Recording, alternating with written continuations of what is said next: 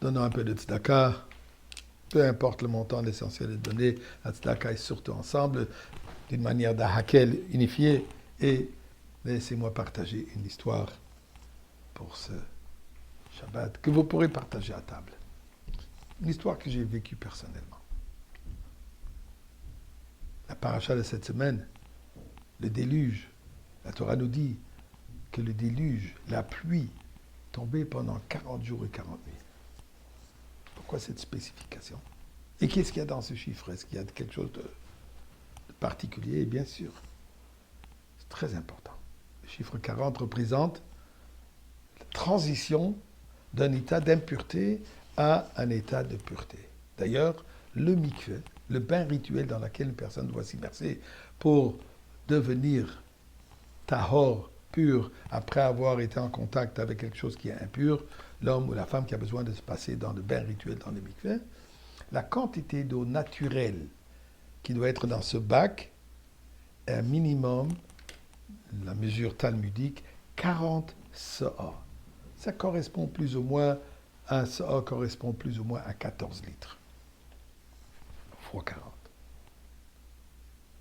Et bien donc, la Torah nous dit 40 jours et 40 nuits la pluie est tombée, puisque c'était ça le but du déluge. C'était de purifier le monde qui est devenu complètement impur dû au comportement de la société à ce moment, et purifier durant le Maboul, durant le déluge, pour commencer un nouveau monde propre, pur et sain.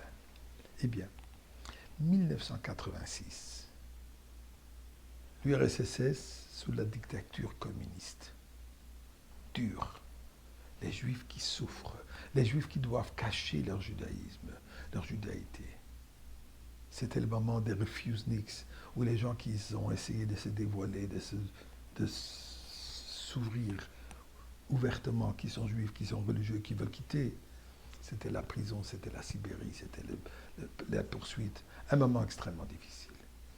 À ce moment, le Rebbe avait l'organisation qui s'appelait Ezrat Achim, support, l'aide de nos frères, leur responsabilité de s'occuper de tous les besoins des Juifs en Russie, des chassidim, non chassidim, de tout ce qui était nécessaire de judaïté et du judaïsme en Russie.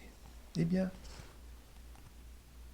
ils envoyaient régulièrement des shluchim, des émissaires, comme touristes, des couples, des jeunes mariés, des moins jeunes mariés, et ainsi de suite, pour créer ce lien, pour amener des sfarim, pour amener des tfilin, pour amener des matzot pour Pessah, et ainsi de suite. Tout ce qui était nécessaire d'une manière clandestine, le lien entre le Rebbe, lien physique entre le Rebbe et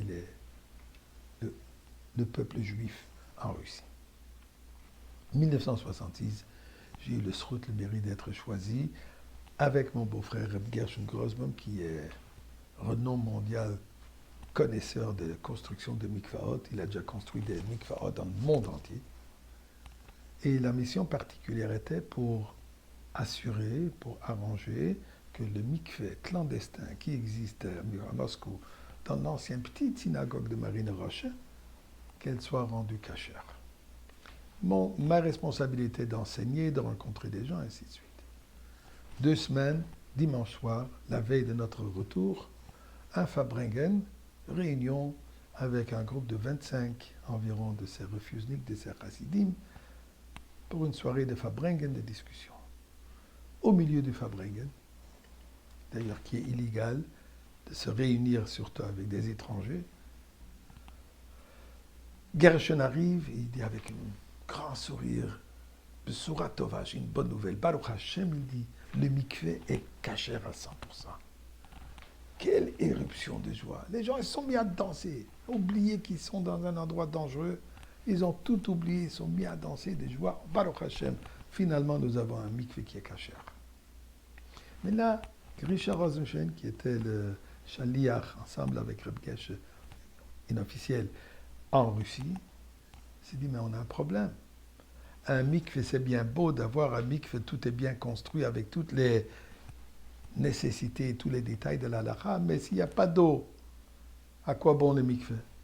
C'est en plein été, juin, juillet. Alors il dit, il se lève, met son gartel, son chapeau, il dit, je vais donner bracha que Dieu fasse en tel qu'il y ait de l'eau, qu'il y ait une pluie. Mes chers amis, je dois vous dire que c'était les 2 semaines que j'étais là-bas, qu'on était là-bas, il n'y avait pas une goutte d'eau.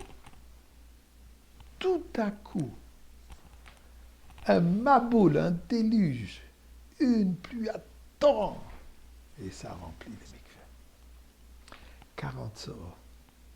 C'est cette pureté, cette sincérité, cette vouloir de faire une mitzvah qui a amené la pureté. Eh bien, mes chers amis, cette pureté, cette émouna, cette foi dans la venue de Mashiach nous amènera le déluge divin de la divinité qui va se dévoiler par la venue de Mashiach encore avant Shabbat.